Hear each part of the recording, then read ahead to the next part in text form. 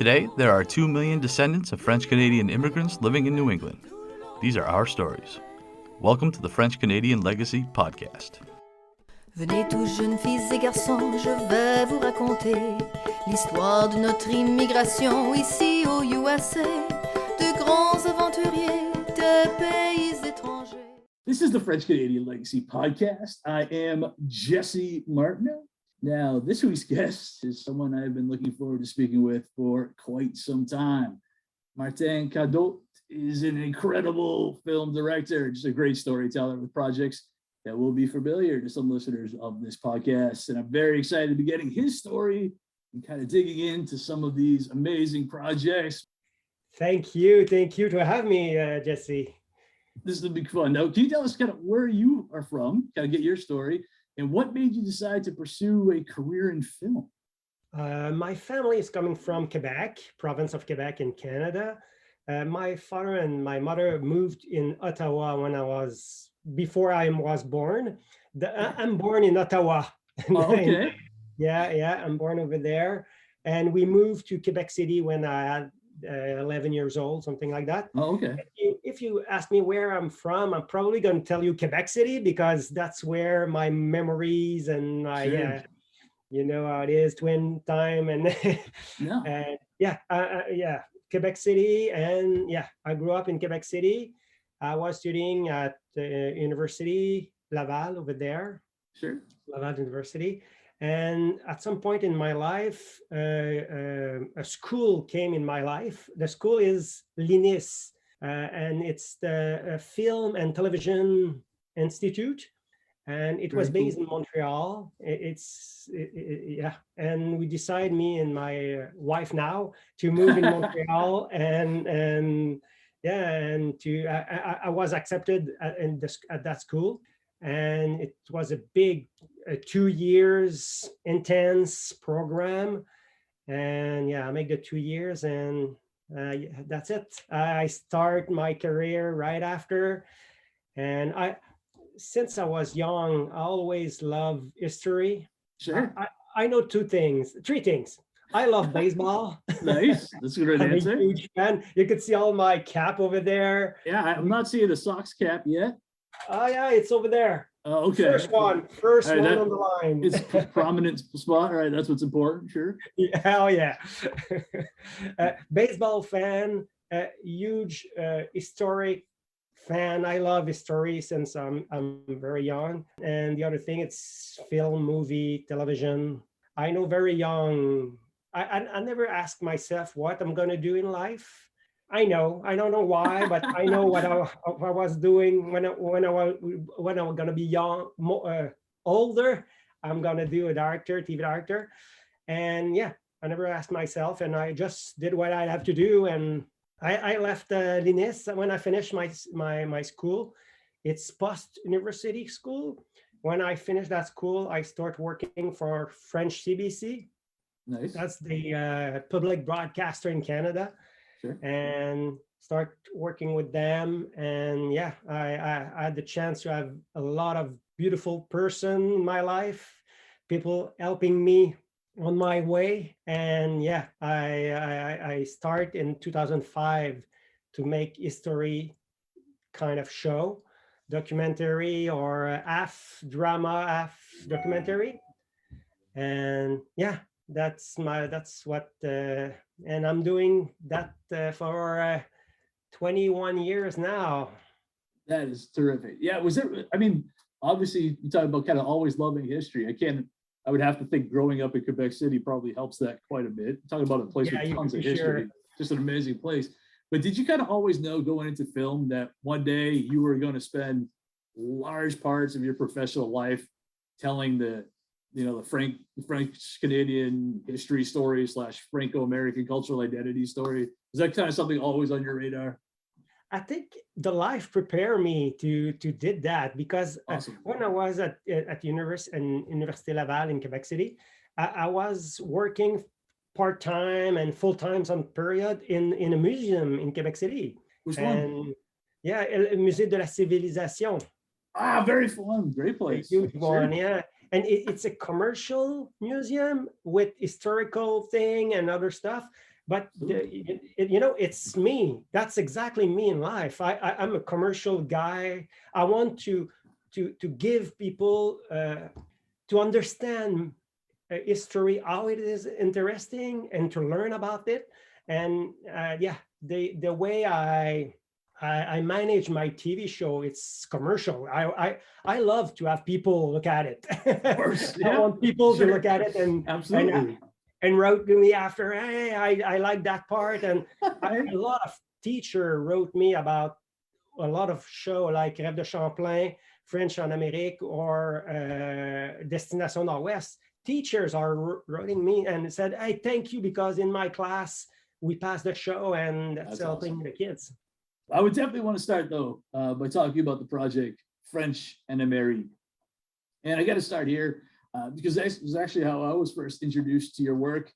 Actually, I got an email from a listener of the podcast who's from Quebec City, who told me I needed to check this out and suggested I watch it. So kind of that's the first thing of yours I saw. Super interesting 2-part documentary. You just talk about what it was and where the idea came from. It was the continuity of the show I did before, Rêve de Champlain, Champlain's Dream. It was the continuity, and same producer. And we just, one of the producer came with the idea, which said, hey, we have to discover what we've forgotten in North America, because French, it was huge in one period in their history. It was a lot of French everywhere in North America. And we want to celebrate this heritage of French. It was so great to meet. You know what I like? I love both. I love fiction with actors, working with actors. And we're going to talk a little bit in Champlain about that. I love working in documentary because I meet real people. And that was French en Amérique. We left with a friend of me is a great actor in Canada, Vincent Leclerc. We left with him and we travel across America, North America. And we went to meet some incredible people doing incredible things with French, try to survive with the language in some part. Sure. Other part, it's to help kids to learn it. And we travel across America to go there and put a light on what they're doing right now. In the same time, it was more for a younger audience. We tried to push a little bit the fun of it and to talk about historical character. Sure. You know, like Prudent Baudry, who was mayor in LA in 1876, something like that. And it was great to learn, and at the same time we discover a real person from today and learn what other did. Now, if I remember right, he was mayor in LA at the same time his brother was mayor in Montreal. If I remember right. Exactly. Oh, you're good. Yeah, no, absolutely no, because this is super interesting. You talk about going through North America. I mean, you go in Vancouver to Mobile, Alabama. You covered an enormous area. Now, how did you determine what stops you were going to make on this amazing trip you took? We know at the beginning we want to finish the story in Quebec City because sure. That's the birthplace in America. We said, okay, and we had a good big event in Quebec. We all the mayor of the Association of the Mayor of Francophone City across America. And I said, okay, that's a finishing point. And we said, okay, what's not so obvious in North America? They have French over there. It was easy with Louisiane. Sure. It was easy with Quebec, Montreal, and everybody in Quebec. We said, okay, let's forget about Quebec, except for Quebec City at the end. Let's go somewhere else. We could discover something. It's not too obvious. That's why we came with Mobile, because Louisiana was more simple because sure. Everybody know. But Mobile, with the old Mobile, they are making a discovery over there with Greg and John, archaeologists. They're digging to find the whole Mobile city, who was French in that part. We had two good character over there, deux beaux personnages, we said in French. Sure. And this in the same time Pierre Lemoine d'Iberville, an historical guy, went over there. We could talk about him in the same time. We tried to find place where we could put historical and contemporary people. And yeah, that's why we choose Jacques Kerouac in Lowell, Massachusetts. It was so great. I discovered a lot of things about Jacques Kerouac in the series because I never studied him a lot in Quebec City, but with the show, wow, I could discover what he did was incredible. Because Mobile was by far for me the biggest surprise, because when I think about French, I don't think about Mobile, Alabama. That doesn't come to mind. But I thought it was really neat that you stopped there. But one other place, obviously talking about Kerouac, but I'm glad you mentioned that. But one other place I thought was very, very cool, we talk about contemporary with history, was your stop in Missouri. Yeah. Which I thought was awesome. Like, can you just explain what that was about? Saint Genevieve in Missouri. Yeah. We found an incredible guy, Dennis, and he lived the French. He lived the French with the music. Right. He played music in French, and he tried to keep the spirit and the word, and to help the kids, to help the younger to learn French. Sure. And he's so passionate about his music and French is so important for him. We visit old mines. It's not too far from Saint Genevieve too, and I realized I talk with elders over there, and they invite us to a big lunch thing. It was so I was touched by how they were generous. They were talking French a little bit. They almost lost it, and that's what they're afraid. He said, we're looking at it, we're losing. The other generation didn't pick up, and Dennis did. He tried to sure did. to put the French somewhere and more, and they were talking French with us at some point, and I realized at that point that was probably exactly the French they had in that time. How we speak in Quebec, in province of Quebec, it's more like French in France. They were talking the way we talk. They were talking like that in the 1608 or something like that. Right. And when I was at Saint Genevieve and Old Mines, I realized, okay, that's what the French, they were talking like they were in 17 something. It was great and beautiful to see that sound. I love accent. It's so great. The French accent in different places. That was a big thing for me. It was important to celebrate these different accents of French language from everywhere. We were in Whitehorse in Canada, in Yukon, and we traveled to Saint Genevieve, and accents are so different, so strongly different, and beautiful at the same time. That's awesome. Yeah, it's funny. There's somebody I've had on the show who describes the Franco-Americans of New England as the people who missed two revolutions, because our ancestors were already in Quebec when the French Revolution happened. Yeah. And when you guys went through your quiet revolution in the 60s, we were already here. Yeah. And both of those had major impacts on words and stuff in the language. And so the people who speak in French in Manchester missed both of that. So they do keep a lot of the older things, kind of like what you had talked about, which I find super fascinating. Oh, wow.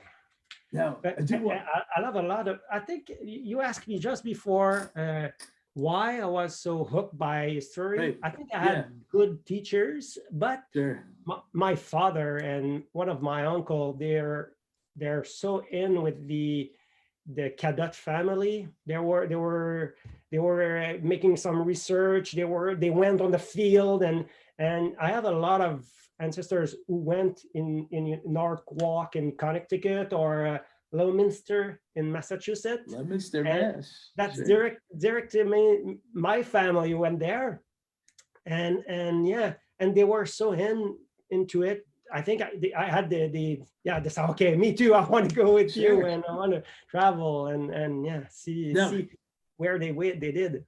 Now, speaking of kind of on the same token, can you tell us about this town in Wisconsin, which I think is very cool? because you have a town in Wisconsin that has your name. It has a family connection. If you can tell that story, that's so deep. Few years ago in 2012, we were doing a family trip across United States and visiting baseball stadium, because that's what we love. All the family are in now. Fenway being the best, of course. Yeah. Yeah, oh my God, it's beautiful. Oh yeah, I love it. I love Fenway Park. But it's closed. I could go more often. Sure.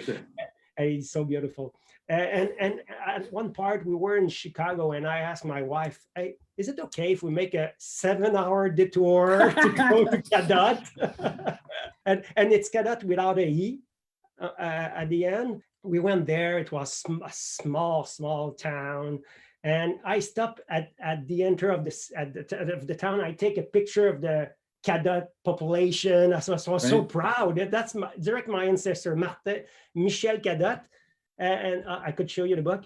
And a few seconds after, a policeman came in the back of me with Cadotte on the side of the car. Sure. And was wondering, can I help you? Do you have a problem with your car? I said, no, my name is Martin Cadotte, and one of my ancestors came here. Right. Yeah.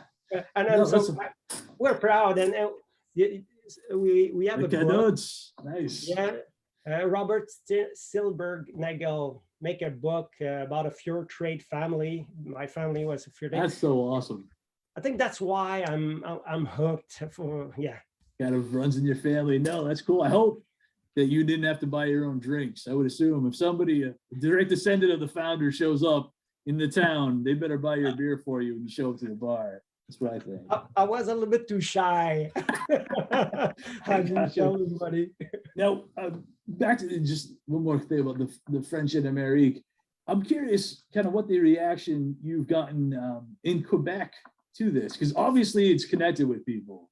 Why do you think the message of a still vibrant or still active Franco world outside of Quebec, why does that resonate so much with the people in your province? It resonates a lot in Quebec, but in Ontario much more, because there are a lot of French people in Ontario. We're so small and so not a huge number of Francophone. We were thinking we're not a huge number because we're in Quebec. In Canada, it's 33 million people. We're, I don't know, 7, 8 in Canada, in Quebec. Sure. I don't know, 1 million in Ontario, and a few others. In every province, you have small city, small town who speak French. But everybody is in all the big country. It's small little place. And the series was that to put the proud of the people, to say, okay, we're a lot of person when you think. And I discover when I start the researcher, that's a thing I love with my job. I have to meet some people, historian, people, archaeologists. I have to meet a lot of person to know what I'm talking about. Sure. No, of course. And one of the person told me, you know that 33 million Francophone in America. I said, no. You're playing me now. He said, yeah, 9 point something in Canada, 11 in United States, 200,000 in Mexico. Oh, wow. 9.7 Caribbean, 2.6 in Central and South America. I said 33 million Francophone. I'm impressed, but sure. We're all on our side, and Haiti is on his side, and the States, you're on our side. In Canada, we're so separate. Quebec is something, Ontario is something, and a lot of French Canadian in Quebec didn't know they have Francophone in Ontario, and we're close in the same country. Sure, and no, of course. That was my goal at the beginning of the series. Okay, let's bring everybody together and celebrate our Francophone wrestling roots. Yeah, that was my main goal. And you saw in the show we have character like more kids thing. Yep. It's funny for adults, but it was to help the kids to understand and to hook them in the series. and it worked well because we received a lot of feedback about school using the series, and yeah, kids are and adult too, because I'm proud of course, all the person we met, all the character we discover. And I will say in Canada we forgot a lot of our heroes. I found United States better than us to celebrate their hero. People, somebody did something, you know about it, you study about it, and it's so important what Washington did. And in Canada, it's I will talk a little bit about David Hackett Fisher, who did Champlain's Dream. It's an American who tell the story of a French Canadian in Canada like nobody did it before. It was so beautiful, and I said, we should have this little thing you have about your ancestors and your hero, and people make some stuff. Yeah. No, yeah, absolutely. Let's talk about that then, because it's an amazing series, the Rêve de Champlain. Obviously, you mentioned based on the book by David Hackett Fisher. I'm sure the book is going to be certainly familiar to a number of the listeners in the podcast. How did this project get on your radar? How did you end up taking this book and kind of turn it into the series?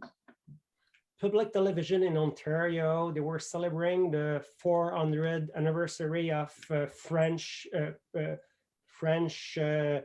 presence, we said in English, French in the soul of Ontario. And it's in Brûlé, where it's the first one to go over there. And they were celebrating that, and the network, the TFO network, open and ask a lot of producer and director to, hey, we want to do a series about Champlain.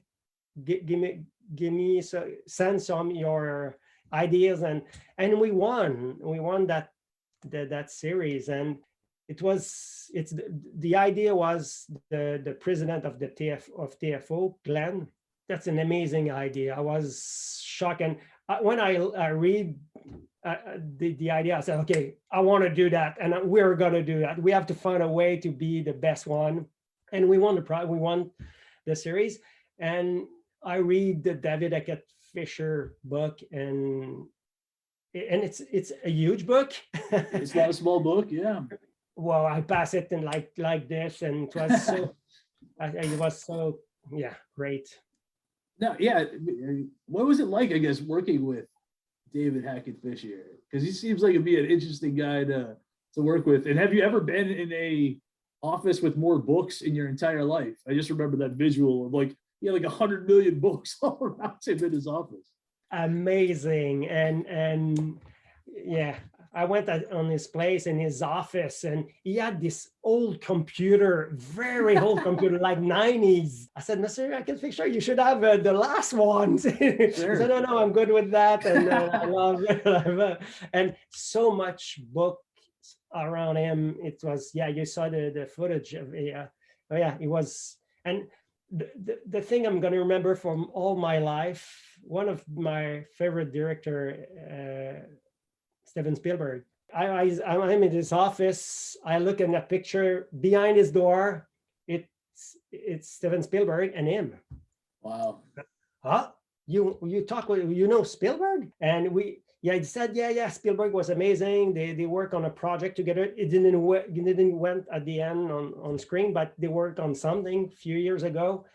And he said Spielberg talked all the time about lightning, Sure. the light in the how it's beautiful. And I said, oh, I love that. Me too. I love that. Okay, I have one point in comment. I have David Hackett Fisher between me and Spielberg. Okay. Perfect. No, that's very cool.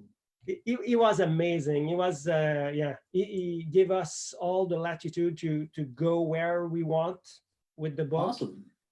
And we try to make a TV series, very modern. We want something contemporary, sure, not the whole kind of documentary. We want something fast, the idea of the narrative structure for me. I don't want, at the beginning I said, I don't want to start with he's born. Right, yeah, because you don't, yeah. No, because it's not the good part. It's the backgrounder, and backgrounder is after. Let's start with the hook, and like Indiana Jones, when you start the first show, he's doing something incredible with the little statuette, and and after you're in the background there and you continue the Sure. narrative thing. And I said, I want to start exactly like that with something. And we start with Champlain when he was spying for the king, and we did this for every show. And it's not a linear documentary. You're moving in time, you're moving, and we had to find an idea.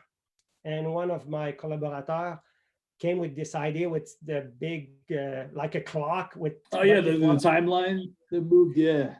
Yeah, and we said, okay. I said, okay, that's what we need. It's going to be easier, and yeah, you're okay. We're in 1608. Okay, we're going in 1575. Okay, you're playing with in the time. Yeah, and it I think it was so great to. When the first time I saw the first show with David Fisher, you know how nervous you could have when I can imagine.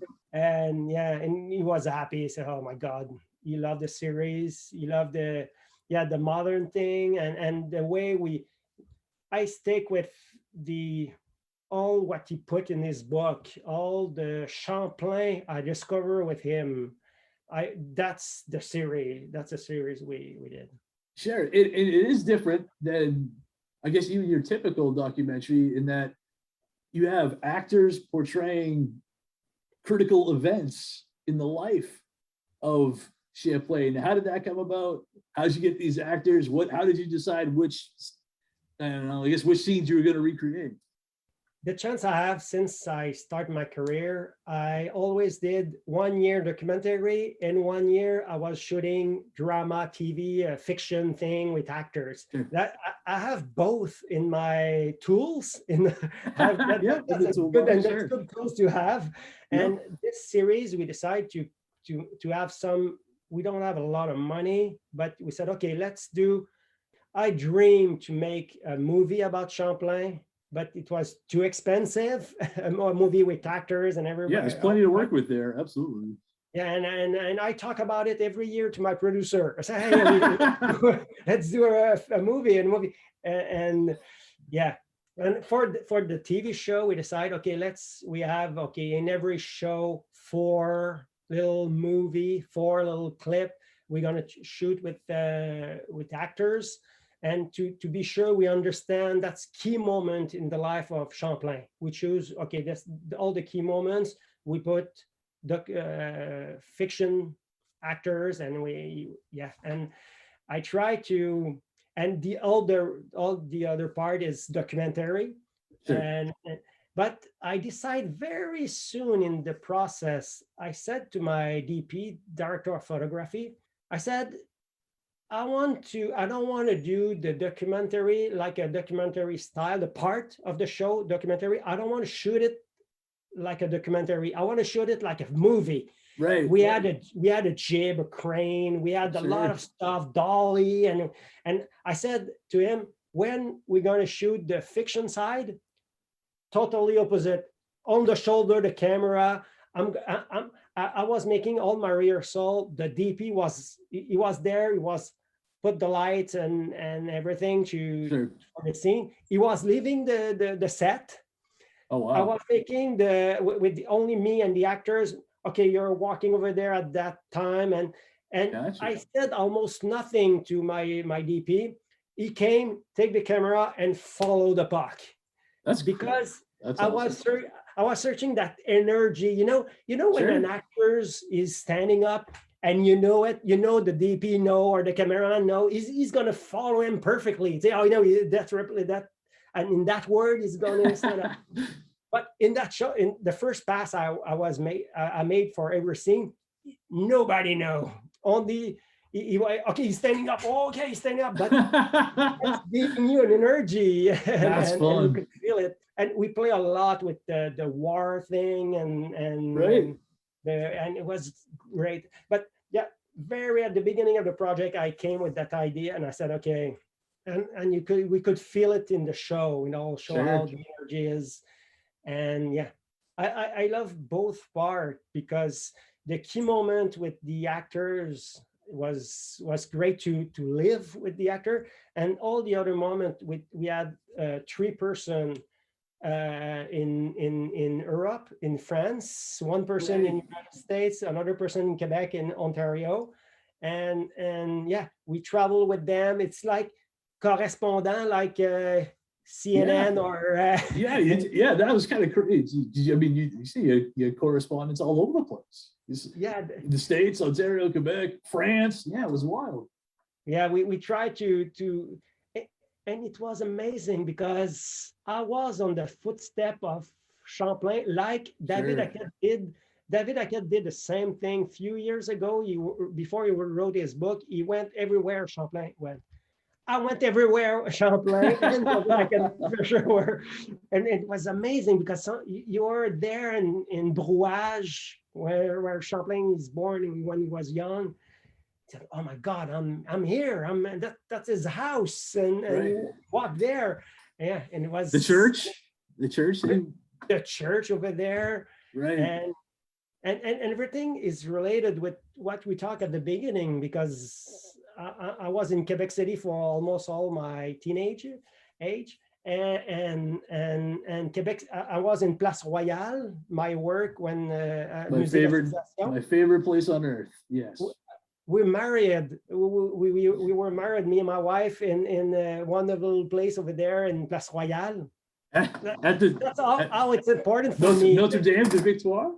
Yeah, that we were not in that church, but we celebrate in one of the whole house. We came there after the church. It is amazing. Yeah, because it's so important. It was so important. It's all connected somewhere. I don't know why. That's very cool.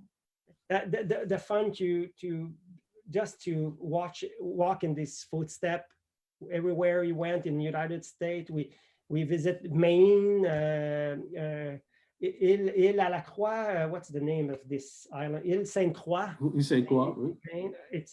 It was amazing to follow where he went, and one of the thing in David Hackett Fisher book was very important for me. It was he was a visionary, an adventurer. He was a diplomat, a geographer, but for me, he treated Indigenous people, the First Nation, with more respect than any other European before him. He was the first to. Our son's gonna marry your daughter, and we're gonna create a métis, métissé. It's a beautiful vision, and that's what David Hackett Fisher put in his book, and that's what I wanted when I make the series. That was the most important thing for us, to have that feeling. Yeah, at the end of the series, you could feel it. That's awesome, especially because it's gotta be that's your family story. The guy who started that town in the Midwest, that was him. He was a Native American mom and French dad. Yeah, exactly. And a lot of Cadotte's was they were in the Ojibwe, and because they marry a woman over there, and it's all métissage.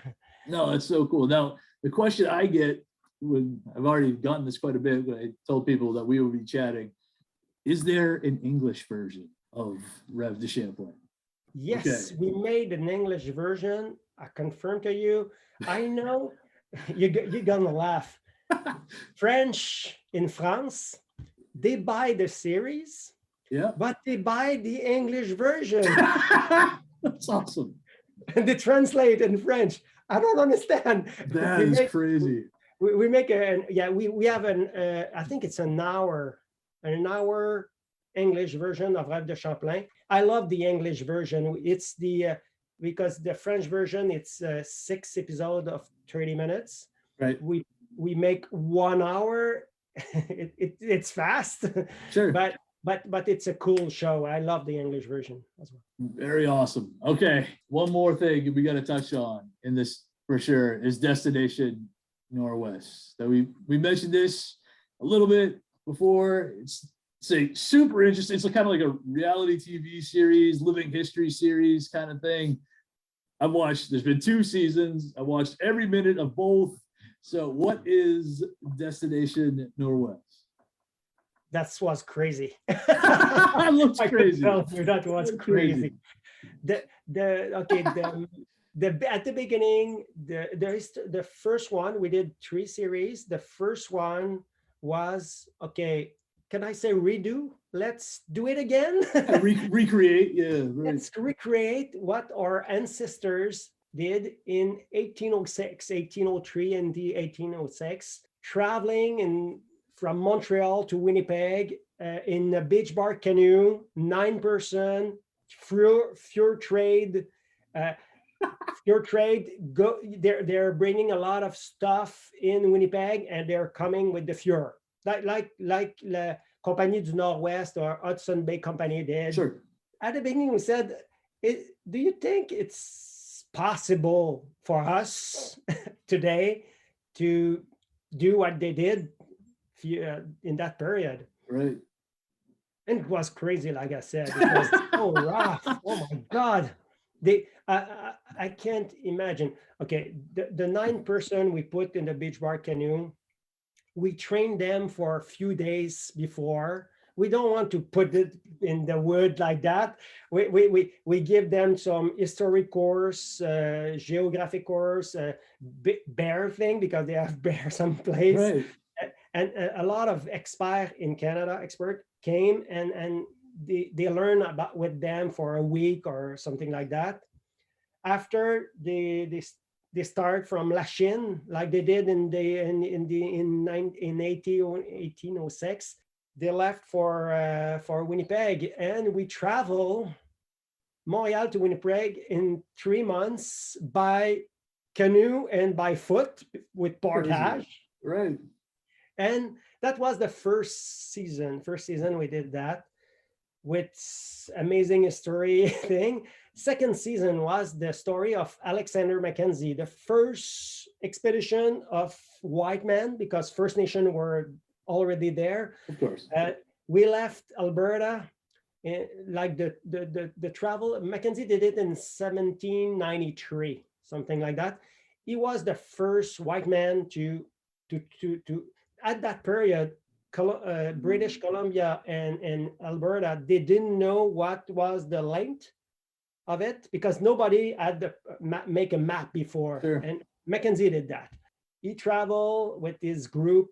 They were 10, and yeah, that, after the first one, we start. That was in 2005. In 2008, we said, okay, the crew, the TV crew, we have the experience. We're good. We know what we're doing. Sure. Oh my God, it was. Mackenzie talked about a little part. The name was the Bad River. The Bad River, and I know why he called it the Bad River. Yeah.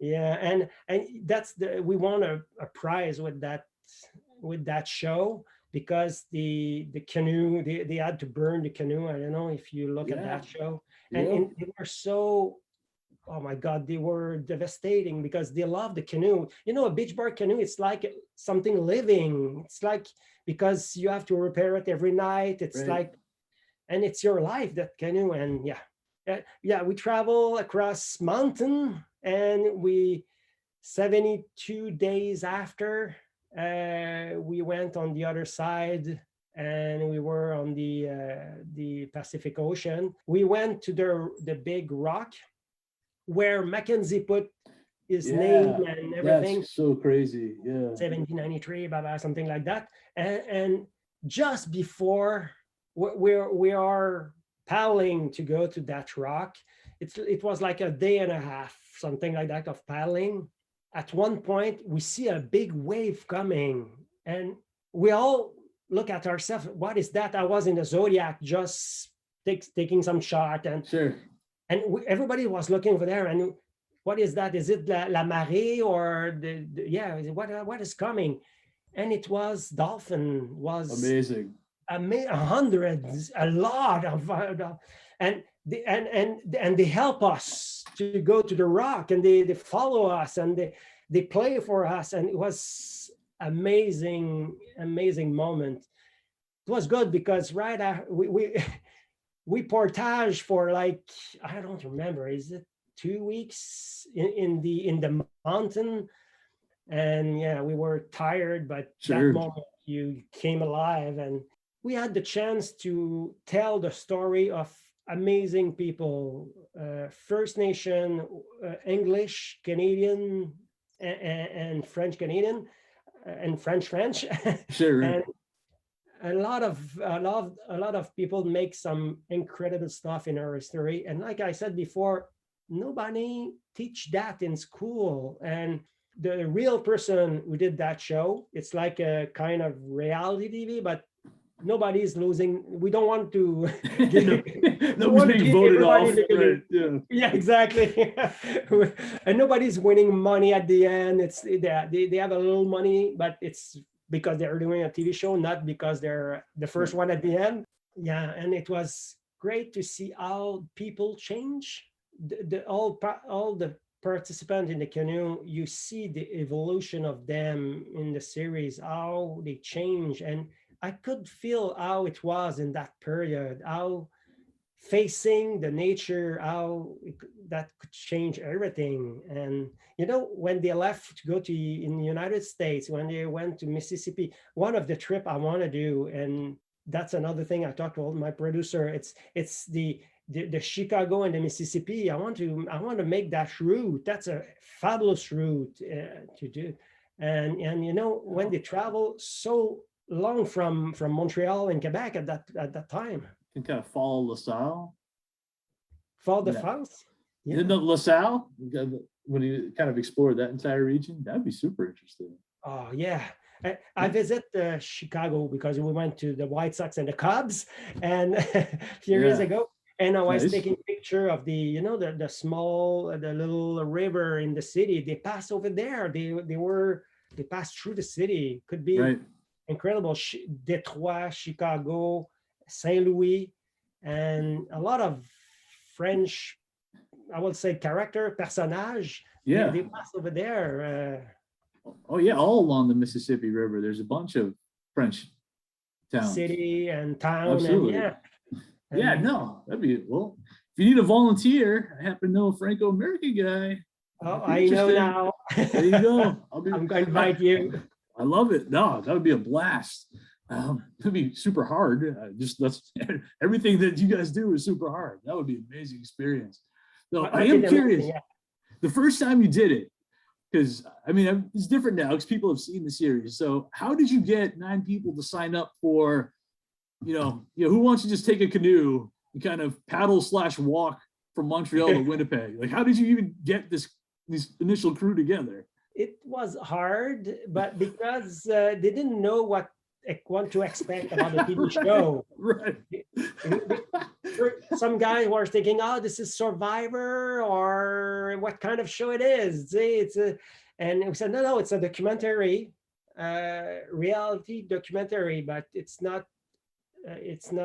Nobody's winning. You're just trying to." I don't have to try to put some bisbee, put some hate. They're gonna hate each other.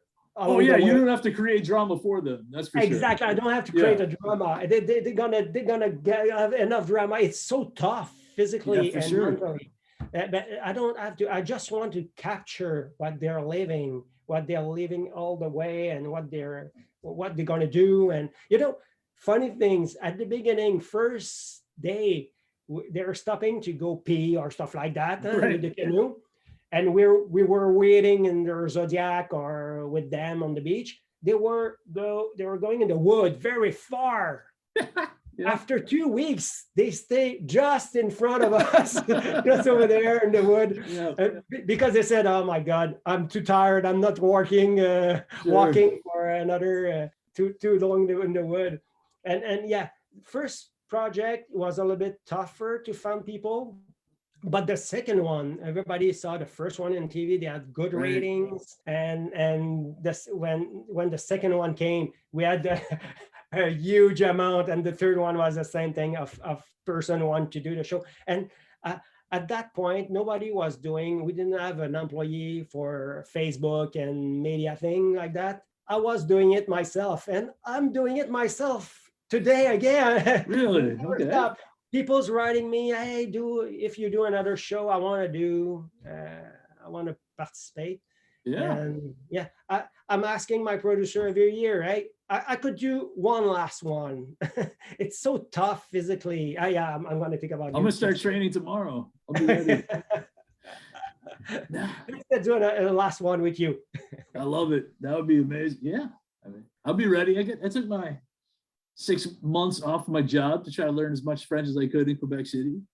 I'll be good to go. Great. That's so great what you did. Oh, wow. This is what I mean, you got your passion. This is what I'm passionate about, kind of telling Franco-American story for sure. But I am one thing, because I did need to bring this up, because I saw kind of behind the scenes. Oh, I guess that third series you did with like the Gold Rush series, which is super, super cool also. And Yeah. you guys are living the experience that the participants are going through. You guys are just as crazy as they are, as you're going up through the mountains and these forests and 100 million mosquitoes. I can't even imagine. That's why I said I could do one other one. It's so tough. Every time I came back, I was for 1 week, sometimes on a week and a half, on my couch with nothing in my eyes. Sure. It's so exhausting because it's, I don't know, 16, 18, 20 hours a day, because you're sleeping in tent, Right. and walking on La Rue vers l'Art. We were walking, the crew, 32K per day. That's That's a lot. And you're not only walking, you're making a TV show. Of You course. have to film, and they pass running in front. And if you want to do a shot, you don't have the choice. And I was so tired at the end. But in the same time, when you finish, it's like the participant.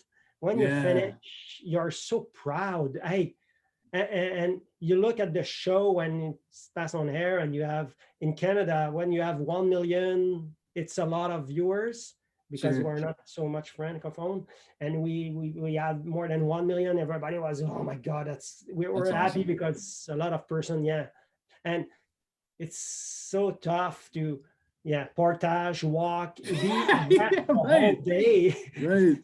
Sometimes you're wet in the morning, you woke up at 5 o'clock, you're wet for all day until the night.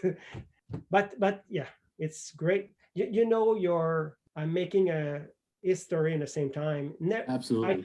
I told my crew every time, because it was true, no other crew did what we did in the way we are doing it. We don't have a lot of money to sleep at the hotel or stuff like that. Right. We were in tent. And I said to my crew, you could be proud, guys, because it's amazing what we're doing. Every time everybody is so dedicated to the story. Everybody wants to put the story in front. And Sure. it's a story, yeah. It's Sure and a lot of American, a lot of French, Canadian too, and Canadian people around the world came for that gold rush in Yukon, in Alaska and Yukon. And some people, a lot of whatever the language where you're from, they live almost the same thing. They had to climb the golden stairs. They have to walk. They have to take a boat on the other side. And I learned some so dramatic story about people leave everything behind and try to go over there for a better life and lose everything at the end. And you visit a couple cemeteries along the way. Because it's so important for me to tell what's happened in that period. Remember I call the IKEA boat. A guy built IKEA boat with stuff, and he bring it from like Seattle or San Francisco. Oh yeah, okay, yeah. And he bring this by, I don't know how, on his shoulder for months. He went on the top of the mountain. He put everything over there, and Canadian Guard at that point, I don't know if it was RCMP, or they said, no, man, you can't go over there with that kind of boat. It's not enough tough for the river in Canada. Sure. the guy left everything over there, and he quit, I asked their story and what happened about him after, and nobody know. And one day I was on the Canadian side. When I was at the top, it was a day with too much snow. Everybody was freezing. I didn't have time to make a scene about that boat because the boat are still there. It's still there, right? It's just laying there. Yeah. And one day, 4 or 5 days after, I said to my crew, okay, you're shooting with them all day. I'm gonna take a camera and I'm going to take the footage of it because we don't have the footage, and I want to put a voiceover or somebody talking about it. Right. And yeah, we walk. They put a guide with me in case if I fall or sure. Something. And we walk 16 hours, go over there, take the footage, and came back. It was that's wild. 8 hours to come back. It was all day only to take, I don't know, I have 5 or 6 shots, but enough to have the story, and you see it. 100%. Yeah, I absolutely remember that. I mean, you guys are earning that million viewers, that's for sure. 16 hours with them walking for a show. That's crazy. That's so awesome though. I did actually, one quick kind of aside that I thought was interesting about that third series is that they started off like on a cruise together, like the group did.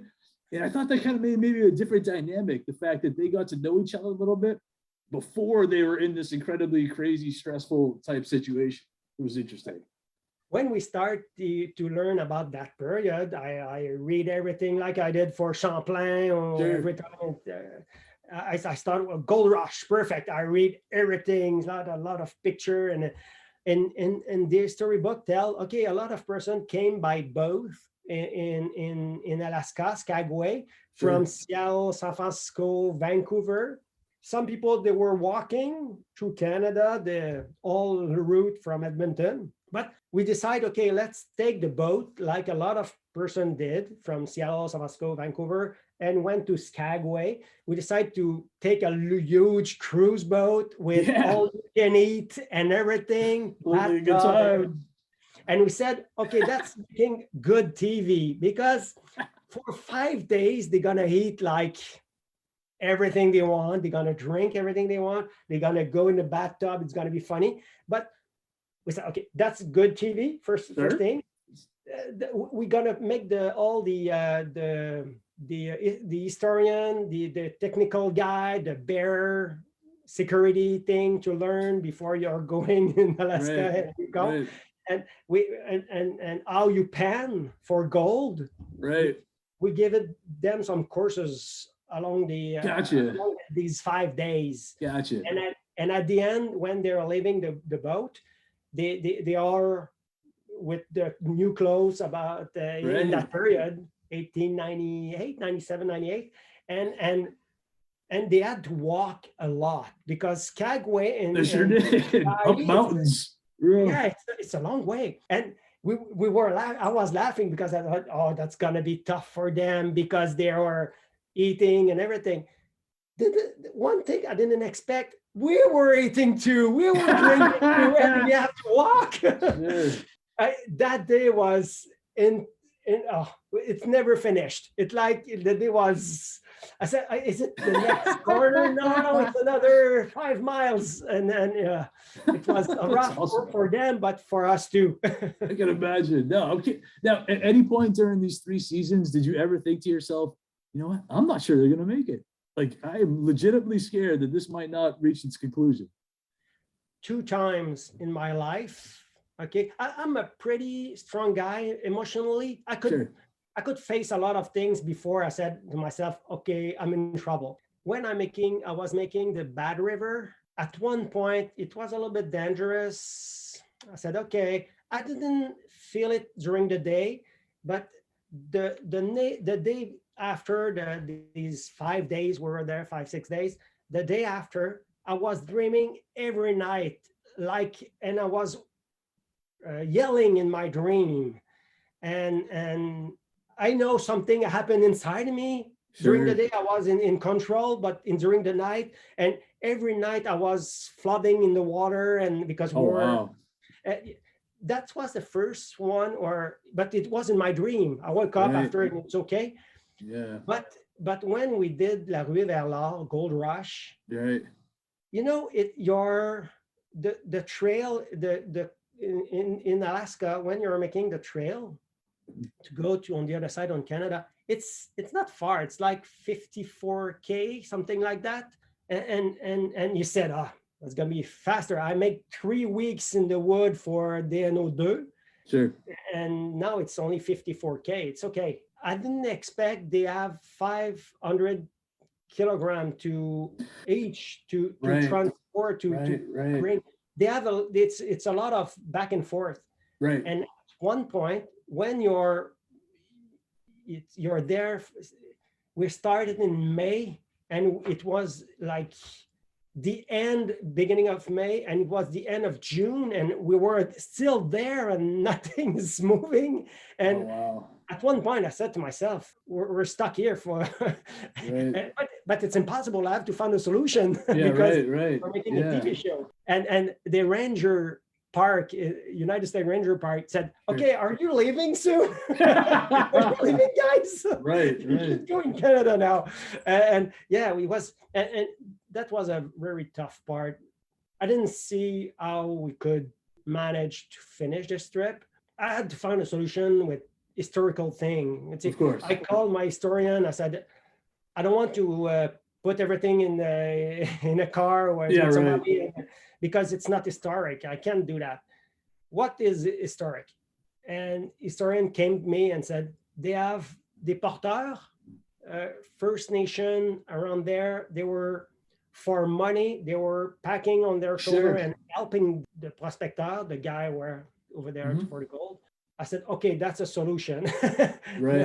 We have something now. And I offered that to the prospector, the guy, the people who were there. And they said, okay, they had money from that period. We had money, and they choose to, we spend a little bit of money to help us to go faster.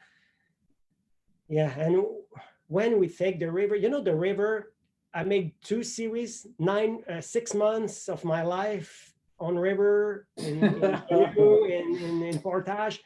River, it's easy for us. When we were on the other side on Lac Bennett, and we travel from Lac Bennett to Dawson City, it was easy for us. We start to eat better food, us too, because it was dehydrated food on the trail. Like dehydrated food, Oh my God, I hate that. At one point, I said to my crew, because one of the guy had, it was not tape, it was hard drive. We had to take the little hard drive at the beginning of we were, I don't know, at the 43K in the trail. Every 2 days, we had to have a guide going with our little stick card at the beginning of the trail. People's making and put all the show on the hard drive, and he's coming back the day after. And one day I said, okay, let's bring milk and powder milk and Fruit Loops. I want to eat Fruit Loops. Bring me Fruit Loops. Time for the Fruit Loops. Yeah, it was great for that. Yeah, it was the few last show. It's on the water, and it was for us. It was easy because we know how to shoot in water. We know after all these. But I passed 9 months of my life filming in the wood and from Montreal to Alaska, and it's amazing. I'm so proud of what we did, all the crew, and with the money we have, we are one of my best sound guy ever, Simon Payne, his name. He's working for Amazing Race now, USA. Very nice. Canada, USA, and Survivor. He's amazing. Wow. He's French Canadian. He's in Ottawa too, and they saw the show we did, and somebody at the Amazing Race said, "You should call these guys. This guy is very good." Yeah, absolutely. And Simon I still work with him, and he's in. Next time we're leaving, he said, I'm coming back. I want to do that kind of show. He love it. Yeah. That's awesome for the Mississippi show. No, very cool. Now it's gonna be easy because it's only almost river. We go down the river. I'm not sure it's ever. I mean, maybe easy for you. I don't think anything's easy for the people who are doing it. Yeah. I'm gonna sleep in few hotels. I could find There's probably more hotels along the way, I would guess. Oh, yeah. Well, this has been way fun. But I do want to ask one more question that's a little bit different than what kind of just I guess your project, because I'm curious, somebody who's worked a lot with telling, the French Canadian history story, the story of our heritage. Would you have anything to maybe a suggestion for any people like me and a lot of my listeners who are here in the States but desperately want to connect more with our heritage, with our culture? Anything that you can suggest? For sure, if you go on TFO, the broadcaster I talked to you just before, TFO, it's in Ontario. You have a lot of TV show you could like. You could write to me on my Facebook, on my on my email, and I could suggest you TV show if you want French movie. If you want to reconnect with what we're doing right now, sure. and that could be cool. And yeah, like what you did this year, it's amazing. I was so wow. Come and visit Quebec, and you probably learn more than everything you learned before. It's the coolest thing I've ever done in my life. Absolutely. Wow. Best 6 months of my life.